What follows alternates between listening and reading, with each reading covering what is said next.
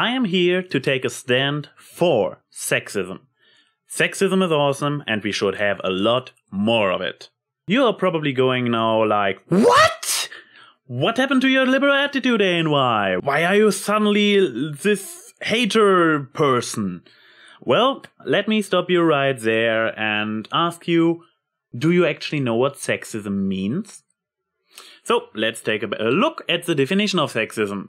Number 1. Attitudes and behavior based on traditional stereotypes of sexual roles.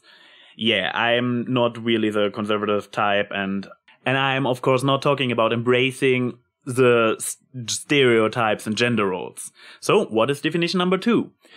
Discrimination or devaluation based on a person's sex, as in restricted job opportunities, especially such discrimination directed against women. Oh fuck! Did I just take a stance for discrimination? Well, yes, I guess I did. But, again, what exactly does discrimination mean again?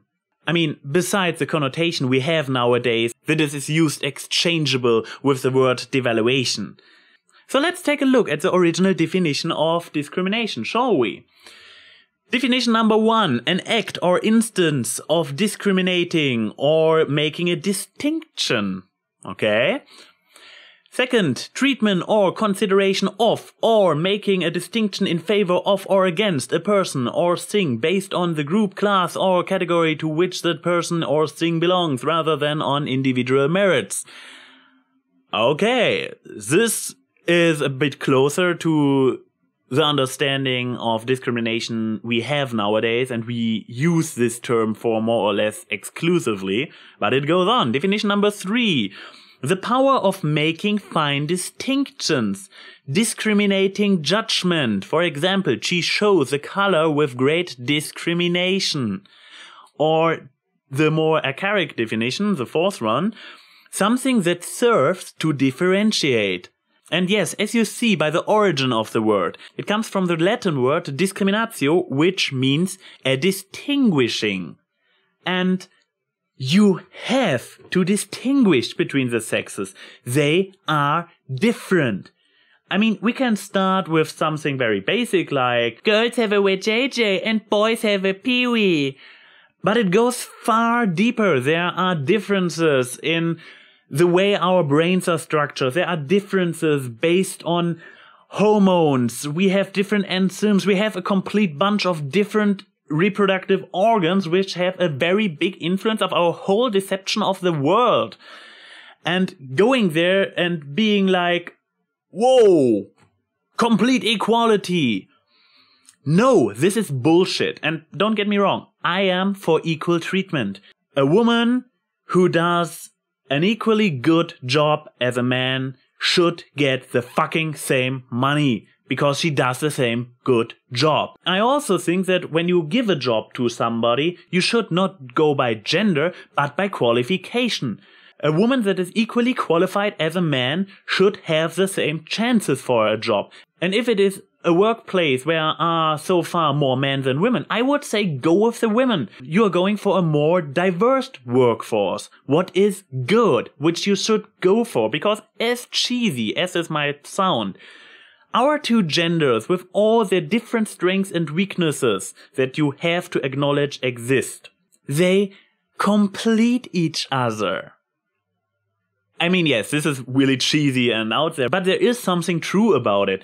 With our different strengths and weaknesses, we as an intelligent species are capable of reaching other solutions and possibilities as we would if we only had this one gender with this one-way thinking.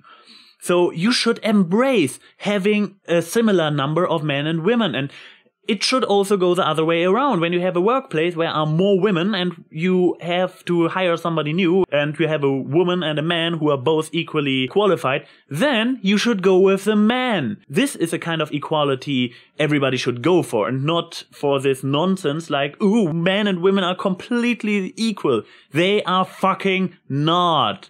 Instead of pushing for this nonsense understanding of equality, you should actually go for embracing the differences. But not in a devaluating way, but in a discriminating way. It is utter nonsense to say that women and men have to be equal. Now, with this out of the way and having made a clear distinction between men on the one side and women on the other side, and that we totally should understand them as different entities, let me screw you completely over and say, you should not even think in those two categories. Because as JaclynGlenn explained in her video, there is far more than these two genders. Actually, it is pretty much a smooth transition from one gender to the other. There are apparently men with two X chromosomes, and there are women with a Y chromosome, but, well, what exactly qualifies them? Is it only the primary sexual organs? Is it the chromosomes? Is it the genetics? What makes a woman? What makes a man? So you should really check out this video, because if I'm informed correctly, she's a medicine student and actually knows what she is talking about, while I just forward her information to you. But yes, we need more sexism in the sense of understanding that there are differences. If you want to keep it simple, you can say there are differences between men and women. And if you want to go a step further, you can take the Jaclyn model and be like, there is this one smooth transition from men on the one end and women on the other end. In this case, you have to discriminate even more between all the individuals and their strengths and weaknesses. I hope I was able to give you something to think about in regards of sexism, discrimination, equality, and what you really should focus on instead of just crying for extremes. I'm ANY, opinion counts.